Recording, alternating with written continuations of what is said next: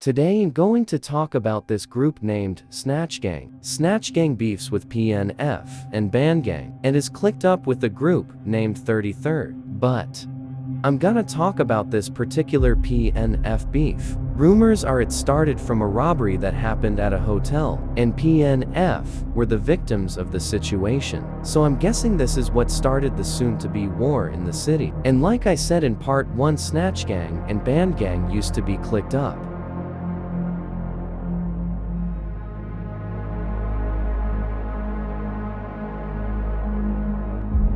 But something backdoor happened where one gang turned on the other, and the fallout happens. And they first time seeing each since after the fallout is at Milwaukee Summerfest, and all hell breaks loose.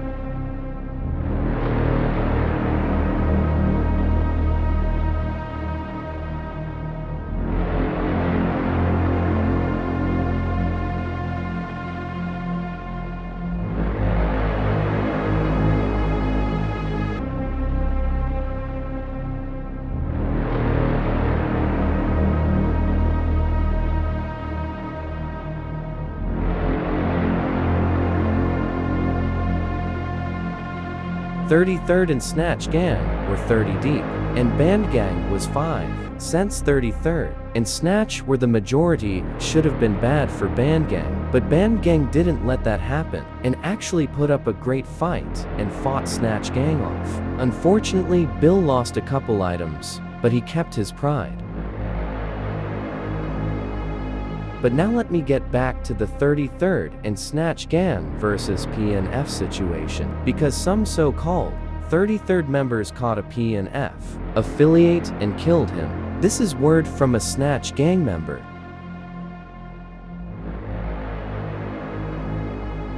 Here's the backstory. Milwaukee police were called to the shooting near 95th and Brown Deer shortly after 10 p.m. on May 31st. 911 caller said they heard a whole bunch of gunshots. The victim, identified in court filings as 21-year-old Krishna Carter, was shot multiple times and died at the scene. Investigators found 4 9mm bullet casings, 6 .40 caliber casings, and 1 unfired .40 caliber cartridge. 6 more 9mm casings were found across the parking lot, and it appeared at least 2 vehicles and at least 1 residence were struck. Doorbell camera video captured the shooting. A criminal complaint said it showed a group of 9 people, including Carter and 2 people who later shot at him in the parking lot of an apartment complex. Carter and one of the shooters appeared to get into a fight when a barrage of gunshots could be heard and Carter dropped to the ground. The rest of the group scattered. A witness said Carter was gambling with people in the parking lot that night. According to the complaint, he heard gunshots and saw Carter hit the ground, but said Carter was not gambling at that time. He said there was no reason for Carter to get shot, and everything happened fast. He also said the shooters took a gun from Carter. Prosecutors said 2 different witnesses identified Moore as one of the shooters when shown photo lineups. Detectives further determined Moore matched the description of one of the shooters, and his fingerprints were found on a soda bottle recovered at the scene. In the days after the shooting, Milwaukee police searched a home near 27th and Atkinson and arrested 4 men, including Moore and Green.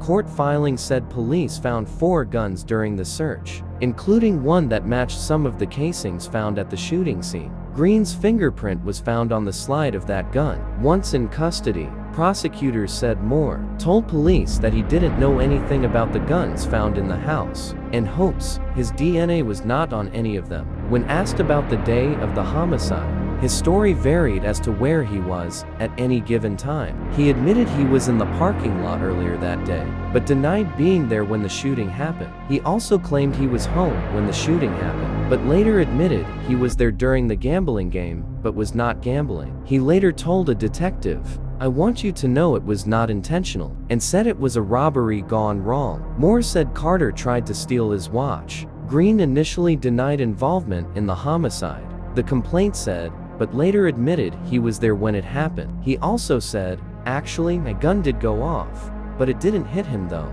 Green said he and Moore were there to gamble, and he said they both had guns with them. He added that as the gathering came to an end, he saw Carter with a gun underneath his arm, and when Carter started to move the gun, Moore shot Carter. Green said he pulled out his own gun and retreated to see if he'd been shot when Moore then took a gun from Carter. As Green ran away, he said his finger hit the trigger and insisted he did not shoot Carter. The complaint said Green's claims were consistent with the video, except for his claim of accidentally firing his gun, because the video shows Green briefly extend his arm to his right when running past Carter, at which time shots are fired. And that's why you don't do shit without thinking. That's all for today. Let me know who I should make a video on next.